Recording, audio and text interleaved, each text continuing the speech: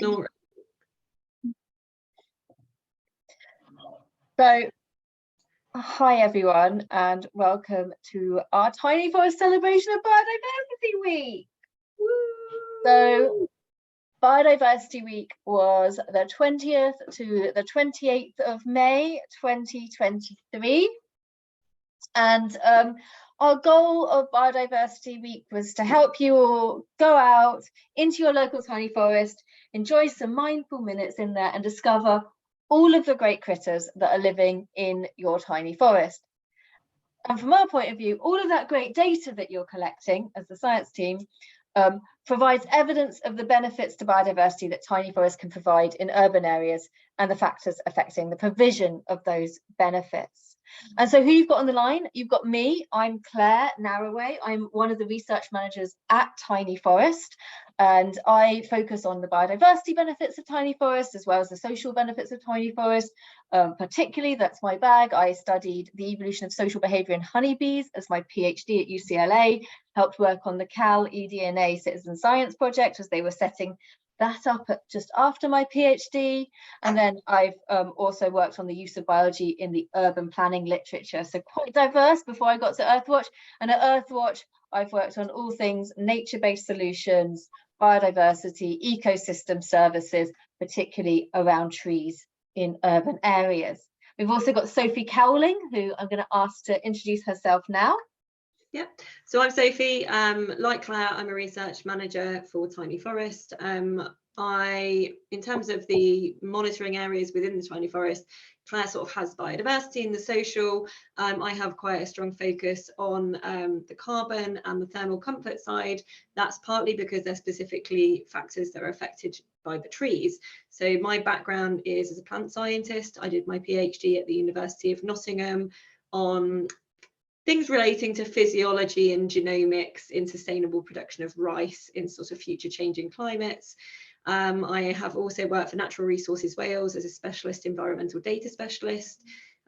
And I also work for a plant conservation charity called Plant Life. I did a lot of work with them on carbon sequestration and net zero. And most recently, I'm with Earthwatch, but I've not been here very long, only 6 months. So I'm just getting my feet under the table, getting used to things, exploring connections. Claire has been fantastic and Divya has been fantastic helping me settle in. So yeah, glad to be here. I think most of you know Divya, but we can't not let her introduce herself. Divya, take it away. Hello everyone. So I'm Divya, I'm the community engagement coordinator. So I take care of all the lovely tree keepers like yourself. So we are 600 strong now, so amazing work, everyone. And yeah, and also I take care of the outreach for all our community events and yeah, engaging all you wonderful people and connecting them you to our lovely scientists like Sophie and Claire here. And yeah, I will let you guys lead this webinar. Thank you. Thank you. And I'm going to first go through a little bit on what is a tiny forest and the Miyawaki research effort. And I know that some of you will have heard this before, but some people haven't. So just a really quick recap. So a tiny forest is a type of Miyawaki forest. And this man that you see on this slide here is Professor Akira Miyawaki. He's a Japanese botanist, and he developed this method of tree planting to create forest cover quickly on degraded land. And it's really effective because it's based on natural reforestation principles. So he's using native trees really native to the area, and replicating natural regeneration process. So you can think about sort of this replicating as if a tree had fallen in a forest and you've got this brand new light patch, and all of the seeds and the soil of the forest spring up really quickly because they've suddenly got access to light, and they start competing, and you get all 4 forest layers springing up at the same time, competing for light, and the forest grows really fast. And so that's kind of the idea behind tiny forest. And we plant 600 native trees in tiny forest on an area the size of a tennis court, and we do a certain amount of ground preparation before And that ground preparation involves adding some supplements to the soil if it needs it, and digging down to 1 meter deep to reduce compaction and mixing in those supplements. And those supplements have no chemicals in them, and nor are they fertilizers. They are organic manure, organic compost, and they could be straw as well. And it's tiny forest is meant to be really low management. So this is what it looks like just after planting. You can see a couple of whips there with some tags on, and you can see our path and classroom area. This is just after planting. It does require some maintenance in the first 2 years, but after that, once the trees outgrow most of the other competing plants that might already, where they might have seeds in the soil, once the trees are tall enough that they shade pretty much the forest floor, then it doesn't really need much maintenance after that. And we're really strong on engaging people in tiny forests, and we do this in a few different ways. We do this through our tree planting events, the forest planting days, and then Divya runs a network of tree keepers who help with maintenance of the forest, monitoring of the forest, and engaging the local community in the forest.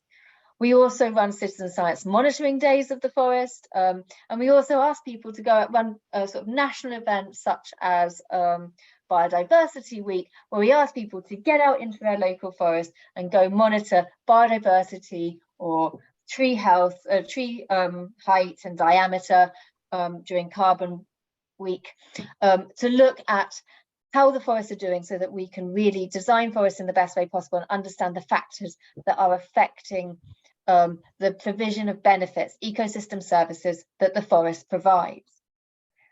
And tiny forest has been an incredibly popular concept in the UK. And we currently have 208 tiny forests planted across the UK, and that number is growing. So more and more tiny forests every year. And to get people all excited about our Biodiversity Week, we have hit up Twitter. You might have heard about it on Facebook, and we've also, Divya's also been sending it out in the newsletters.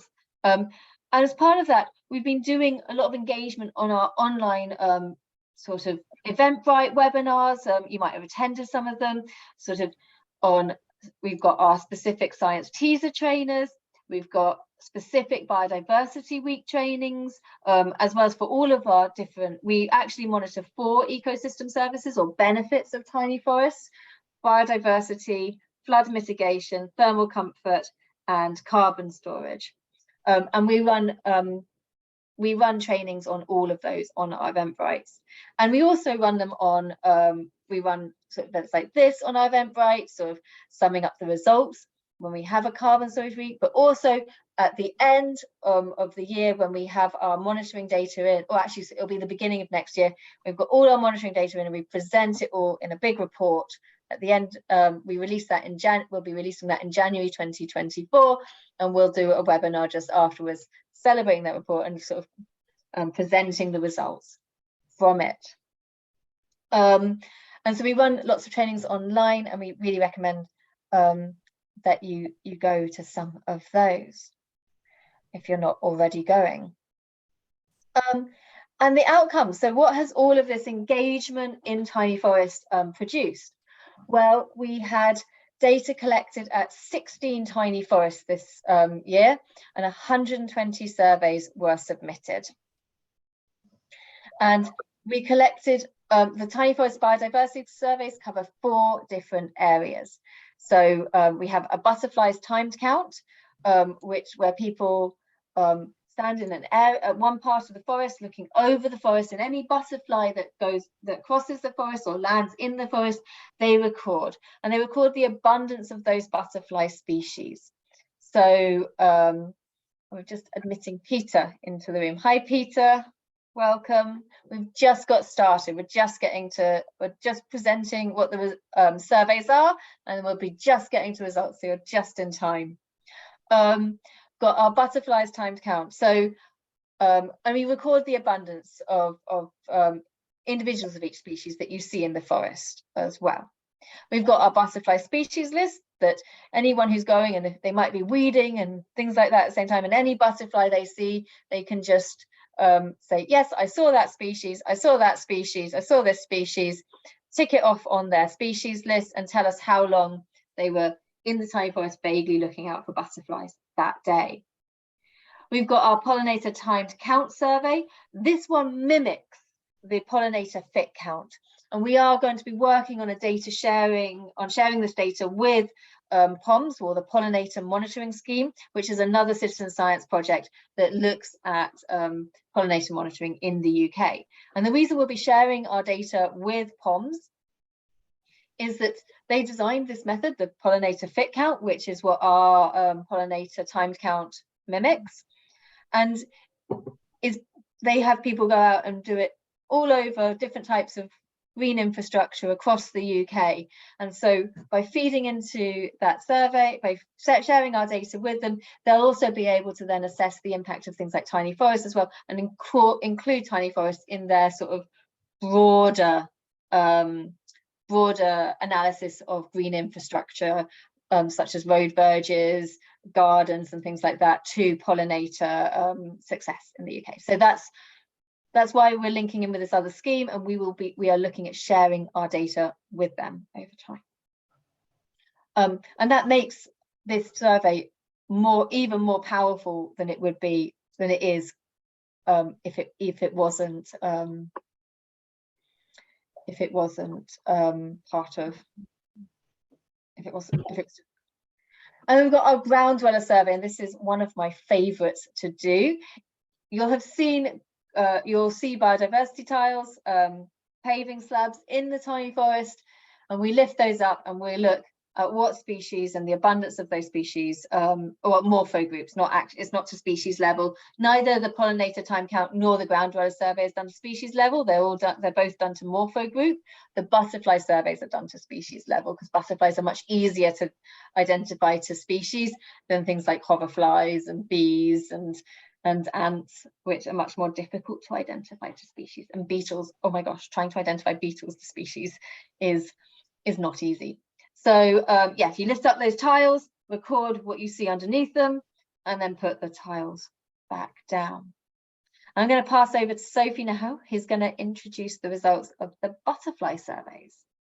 Yeah, so as Claire just said, we do both butterfly time counts and butterfly species lists.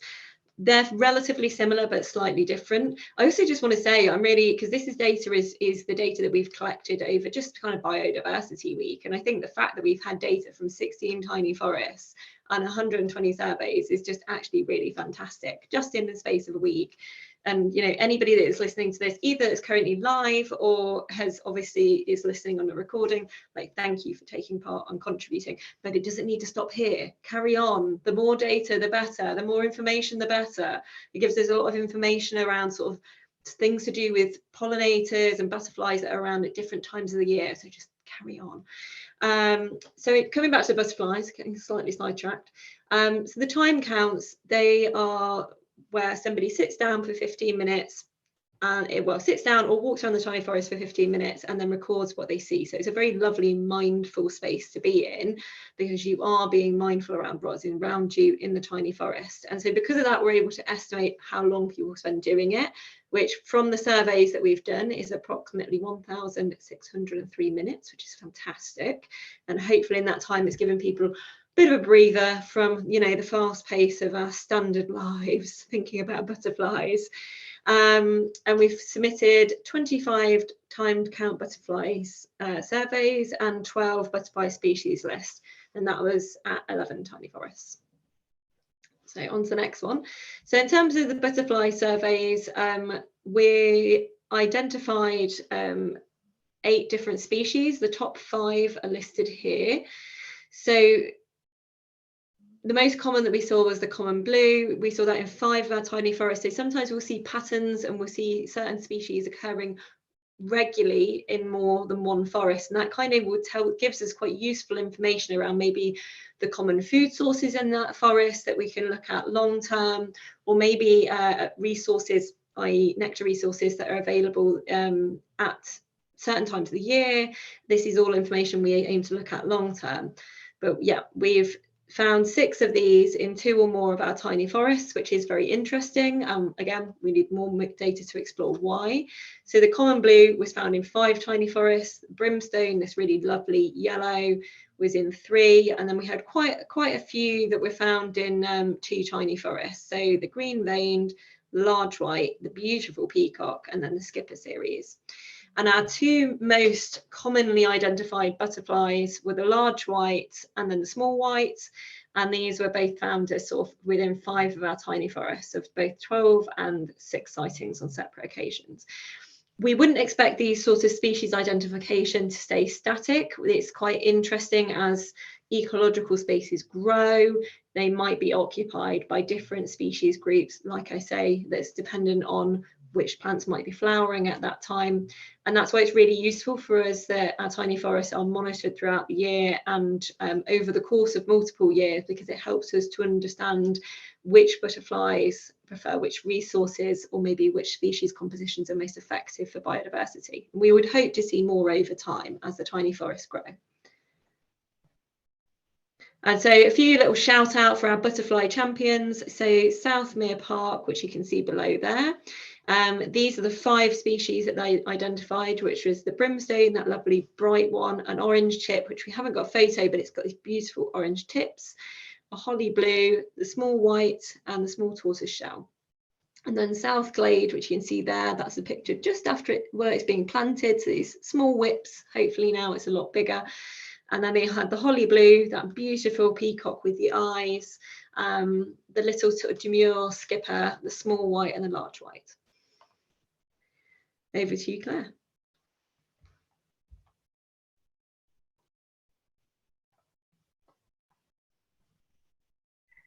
Classic muting.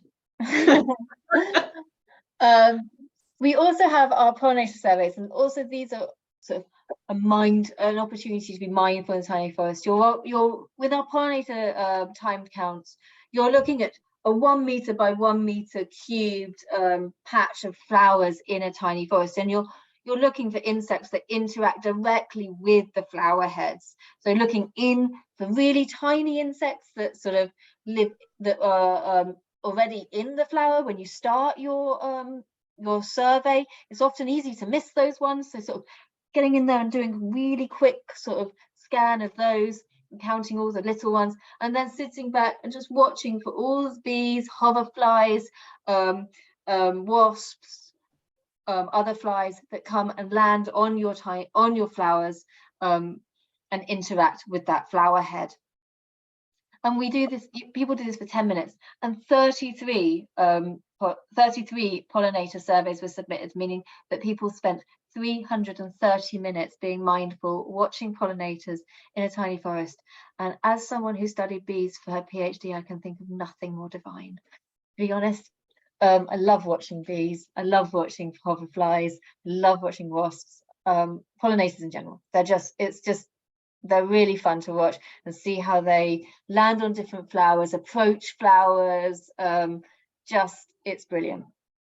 275 pollinators were recorded in 16 tiny forests. So all of the tiny forests were monitored for pollinators this year. All of the forests that were monitored during Biodiversity Week, people did pollinator surveys in. And you can see that the most common species found in the most common groups, sorry, not species, seen in the tiny forest were other flies, with 91 individuals recorded, and they were present in 14 of 16 tiny forests. And flies really are excellent pollinators, and they're quite hairy, and they do visit a lot of flowers as well. We also saw a lot of small insects, less than 3 millimeters in the and they will generally have been in those flower heads, living in the flower heads. Particularly, you often see that if you look in a dandelion or something like that, you'll often see lots of little tiny small insects living in the flower head, and lots of beetles, things like ladybirds and other beetles will be pollinating. And we saw 17 different types of beetles, 17 beetles, sorry, not different types of beetles, 17 beetles were recorded in 8 tiny forests visiting the flower heads, and 65 individuals were recorded and they were in 11 tiny forests of the small insects that were less than 3 millimeters. And Southmere Park again was came up with 9 pollinator surveys being completed in Southmere Park. 6 of these they counted more than 10 individuals visiting those flowers, and it was mostly other flies, other insects, and small insects. Also at Elland Lane in Ponteland, up by Newcastle, 20 pollinator individuals were seen in a single survey, and this is lots of little insects probably in a flower, just living in there. And Southglade Park in Nottingham, a big shout out to them, had the greatest pollinator species, greater number of pollinator groups seen in a single site, with 10 different pollinator groups seen at one site. Sophie. Thank you. Were you at the Elland Park Science Day recently, Claire? Was that you? Yeah, I was at Elland Park in Ponteland, and it's looking beautiful. It looks amazing. So I put that slide together, and I saw some fantastic photos of Claire leading the troops through to go and do some measuring. It looked wonderful, and while we had that fantastic weather. So final biodiversity survey that we're going to discuss, because we lumped together the butterfly time counts and listings, is the ground dweller survey. Personally, I really enjoy this one. It's really getting. I have a thing for soil. It's an entire sort of world that people don't think about, and the way that ground dwellers involve themselves with that soil makes a huge difference, not only to obviously the biodiversity, but it makes a difference to soil health, because they mine and churn up the soil, and how much microbes are stored in there, and therefore how much carbon is stored in soil. They make a big difference. So having good soil biodiversity is just, the space under our feet is alive, put it that way. So ground dweller survey essentially involves picking up a tile, as you can see here, and then counting what critters of, as Claire said, the morphological groups, so the groups that have similar bodies, because it's just far too complicated to try to identify different ants and things like that. So we surveyed in a total number of 16 tiny forests in the Biodiversity Week, which again I think is fantastic, and that was 50 surveys submitted. And individually we counted 1,687 individual critters. However, just over 1,300 of them were ants. So this graph that I put together earlier, I took the ants out because everything else looked tiny, and you had this massive bar for ants.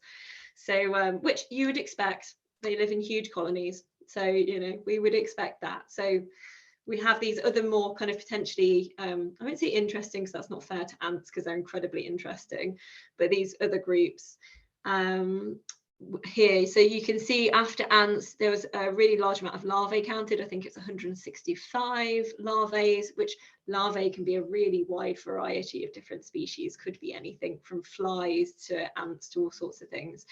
And then the top 3 after ants and larvae, we had woodlice, which personally I love. I think woodlice are really cute. They're just little shields.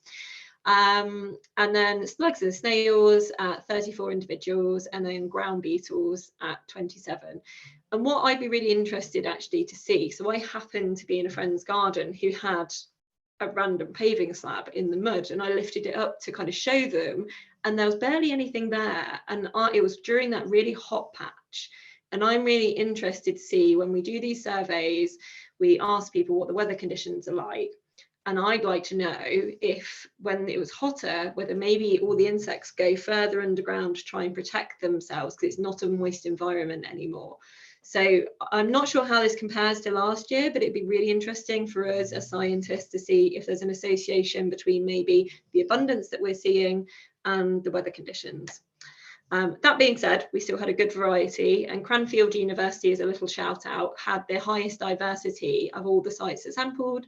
So they found 16 different individuals, but from 7 different species groups under one tile in one survey, which is some pretty good going. So they've got some good biodiversity there.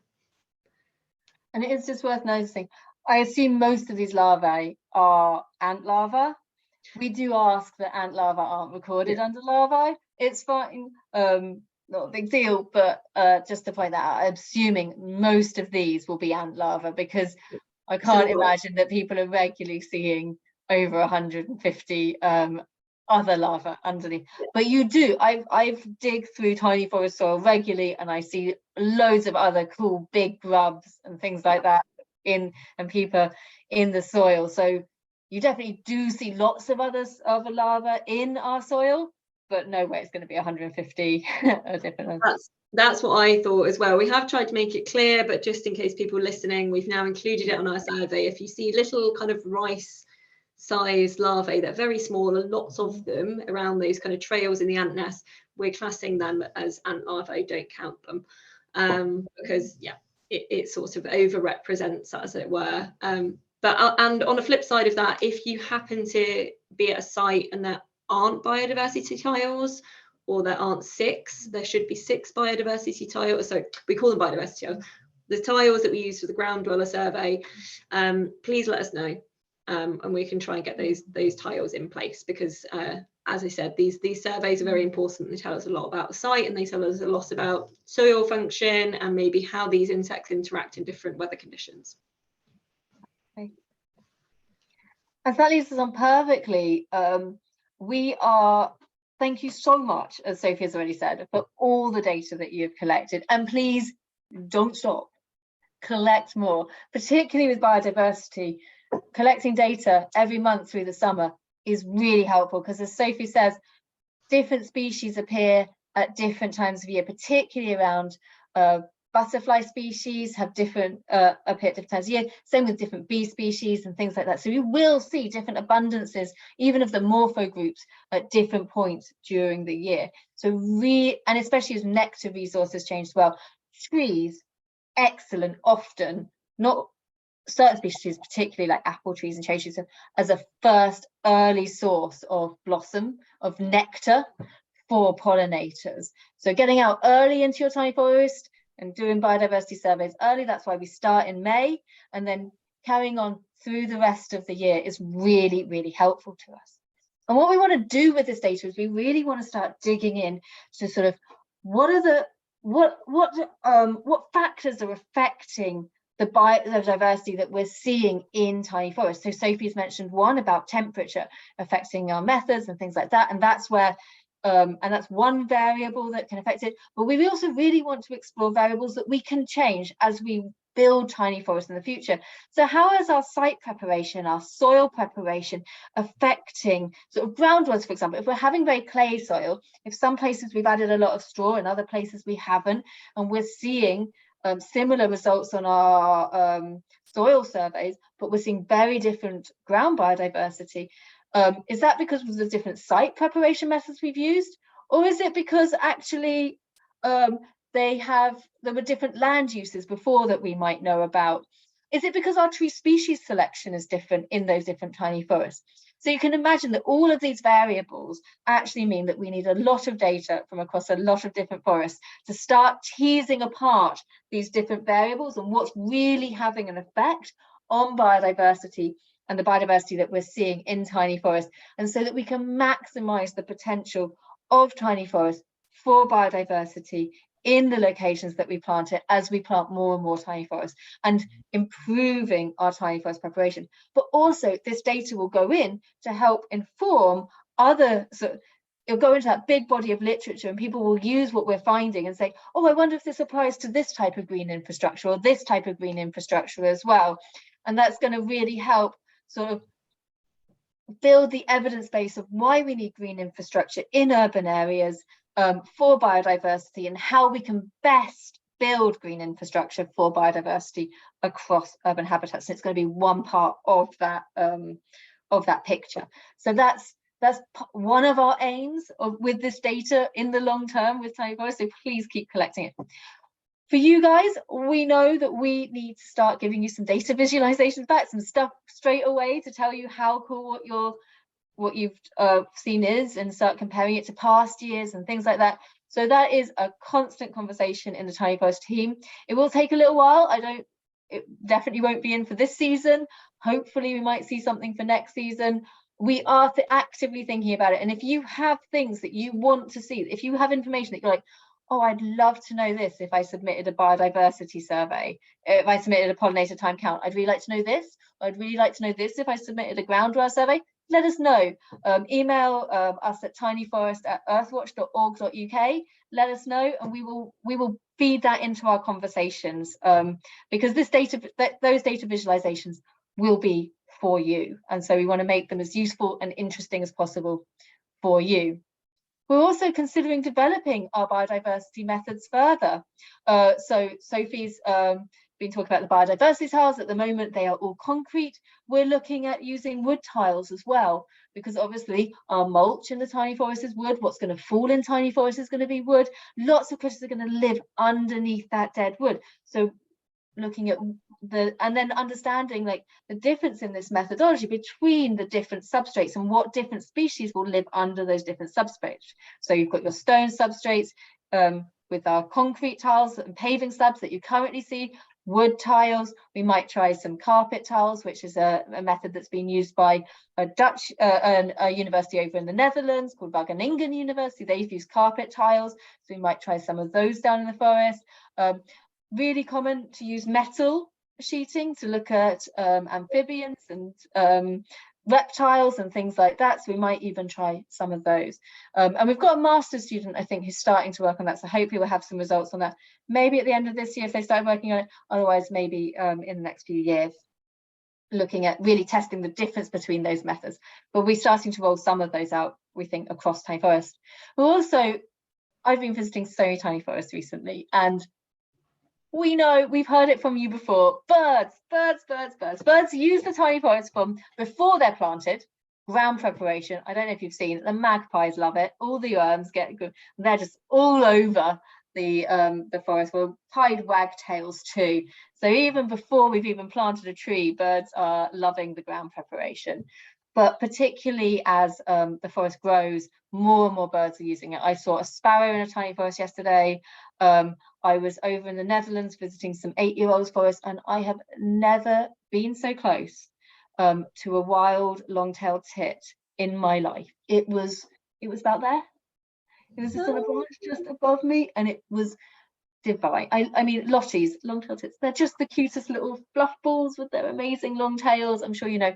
So we know, we hear you. We are thinking how best to do bird surveys in a tiny forest, and not promising it's coming there super soon, but yeah, definitely. I'm sure our research lead Daniel Hayhow would be overjoyed to include bird surveys, because that's what his PhD was in, and he worked for RSPB for many years, so yeah, it will be happening at some point. And so the next thing that there is to look forward to is carbon. So keep collecting data, all types of data throughout the summer. We've got loads and loads of citizen science monitoring events as well happening across the country this summer. So check out our Eventbrite for those and where they are on. And then the next sort of big national week that we've got coming up is Carbon Storage Week, which will be from the 16th to 24th of September.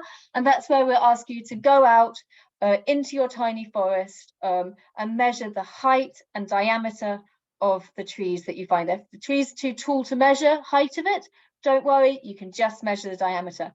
And one thing for me, if you are going out into your tiny forest and you do see tagged, well, trees are tagged in the tiny forest, they're meant to stay tagged, but if you see those tags around that central trunk of a tree, can you unwind it and put it on a side branch?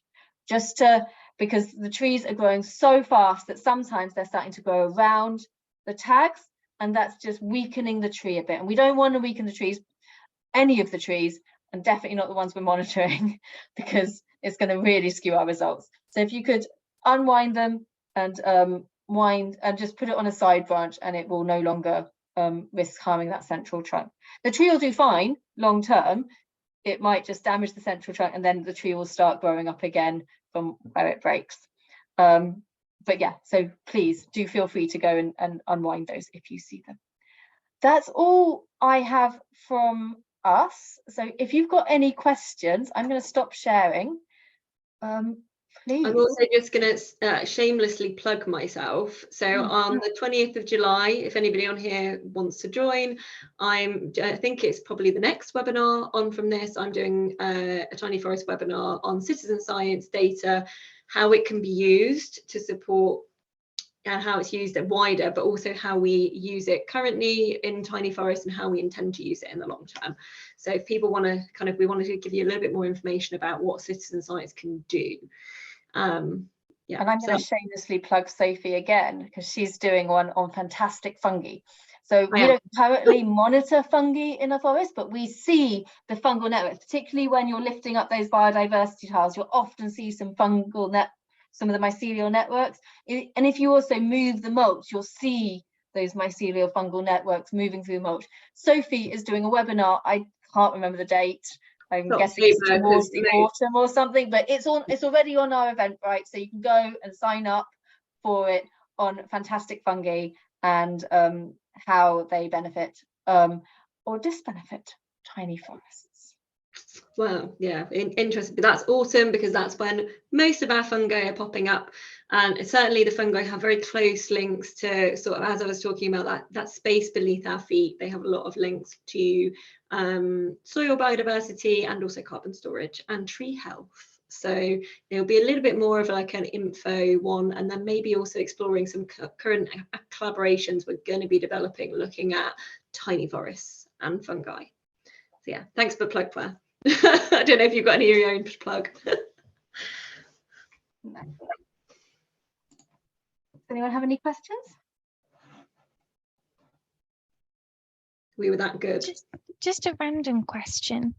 I think you said that your monitoring started in May, typically, and I was just wondering if you are involved with the City Nature Challenge, which is like the last weekend of April, if you ever do anything then. So we haven't linked up with the City Nature Challenge, no, but we do know of it. It's a fantastic initiative, but no, we haven't actively linked up with it yet. But that's definitely something. Yeah, so Divya. Yeah, we can definitely try doing that. I mean, yeah, I'll put that in the calendar. So next time, probably we can try to connect some of our citizen science surveys to that. Yeah, that'd be great, because we are trying to do, I think we did it, this was our third year taking part as a council, but our first year of like actually trying, if you see what I mean, like properly organising as many events as we could, and it was great, and it was really successful. But obviously the more events and more people taking part, the better. And if it sounds as though you've got a really well established sort of citizen engagement network, but yeah, maybe closer to the time we could have a chat about that. And we do start our biodiversity monitoring, sort of our biodiversity monitoring week. Our monitoring starts in May, but you can start monitoring biodiversity in April. You can start monitoring. You can monitor all of the benefits of tiny forests actually throughout the year. You're just not going to see that many pollinators in winter. Yeah, that makes sense. Which is why we don't sort of promote pollen. But you do have early pollinators. Like pollinators are starting to show up as early as February. So you can do those surveys much earlier than May.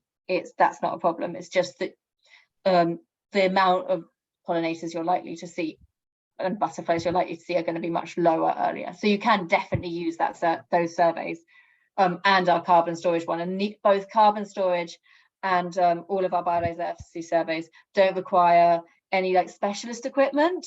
So carbon storage is just a long tape measure and a ruler is all you need, and our app. And then biodiversity, we've got all of you can just do it using the app, and if you've got a stopwatch, that's all you need. What app all of the resources are online for these. That's great, thank you. What app is it? I'm not sure if I missed it earlier.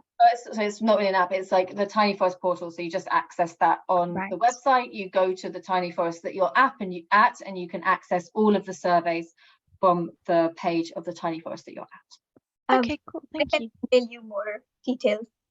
That's about- amazing. Thank you.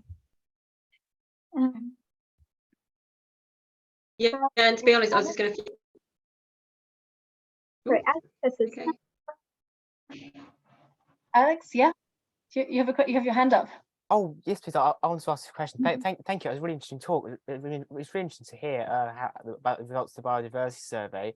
I was wondering whether are there sort of any differences in terms of sort of the pollinators, the ground dwellers, the pollinators, and the butterflies found between like older and more recently planted tiny forests on the for the Biodiversity Week survey, or is it sort of to not you can't really tell yet because the sample is quite small so far? So yeah, the sample is quite small at the moment, but was definitely something we'll be looking into in our full monitoring report. We do expect as forests get kind of older that pollinators particularly will be much more seen at certain times. You'll see probably less of an abundance and at much more certain times of year when those trees are flowering. And that's because there's going to be lots of competing floral resources in other areas, and you'll have many less floral resources in the tiny forest as the canopy overshadows the forest floor, and you don't have all the wildflowers and stuff coming up, which and we definitely already noticed that forests that are weeded regularly, they don't have these floral resources around, even when the tiny forests are very small, and you see far less pollinators. And that's okay, because we want these trees to grow tall and we want them to grow fast and we want them to be healthy tiny forests. That's the point of planting tiny forests.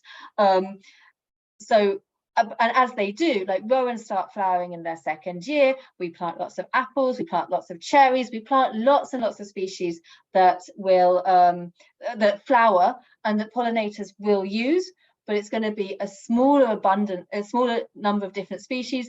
So it means you'll have nectar flows at very specific times of year, more so than others, and so it's really going to limit when you'll see pollinators and the abundance therefore of pollinators, because the less species you have flowering, the more you're just attracting certain sort of morphogroups of pollinators, rather than a wide variety that you might see in a garden or something where you have such a diversity of flowers in a very small space.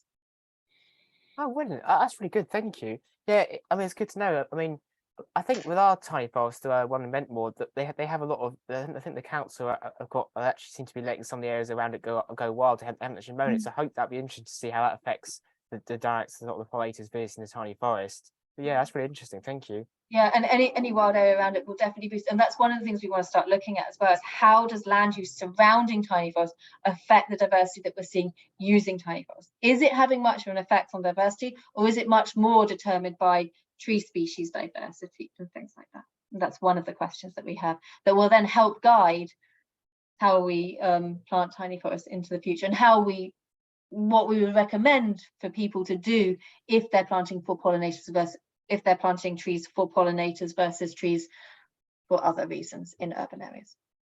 All right. Yeah, that's really interesting. Thank you. It's a great question, Alex. Well done. Yeah. Oh, thanks. So did you have anything you wanted to add on ground dwellers or something like that as forest age, or? No, well, I don't know. We haven't had any, again, we haven't had any clear outputs in relation to that, but it's definitely something we'd like to see, Alex. And certainly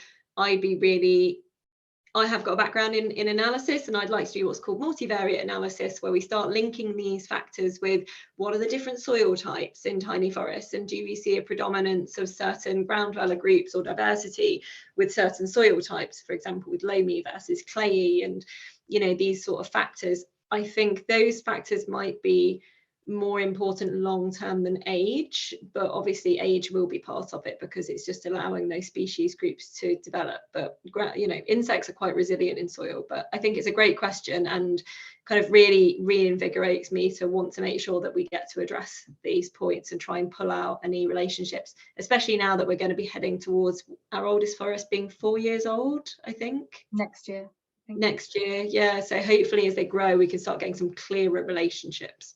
So you're quite right. It's just the problem with the moment we're in only the first few years of data collection.